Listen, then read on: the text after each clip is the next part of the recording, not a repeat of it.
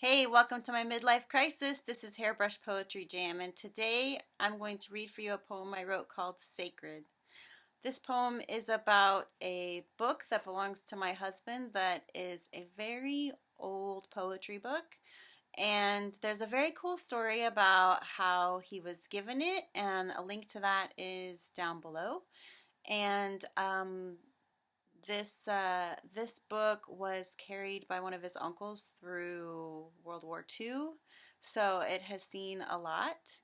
And I wrote a poem about it. I hope you enjoy it. Here it is, Sacred. He has a book of poems, but it's much more. It's traveled far. It's been through war.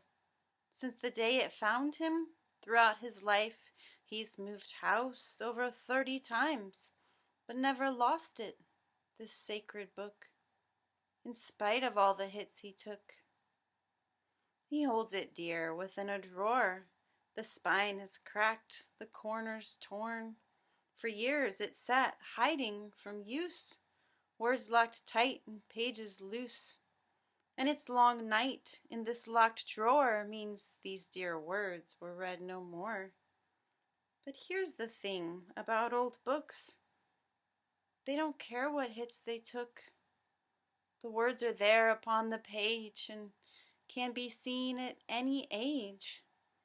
There's just one rule before you read. The more damaged it is, the more gentle you must be.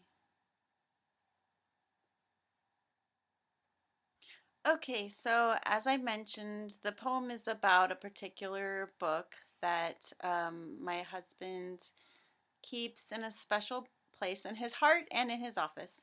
And it's also, I think, a good metaphor for how to think about people whenever they have been through a lot. I know that there were times in my life when people assumed I was being too sensitive about something, and really it was just that, it was something that I was really fragile over. So I think that's important to keep in mind. And whenever someone goes through something and, of course, they come out on the other side and they find out how strong they were, but also I think it's important to recognize that strength, but I think it's also important to respect that a person can be really fragile, after going through something severe. So it's a really good metaphor for that as well. Okay, so now it's time for highlights from the daily report.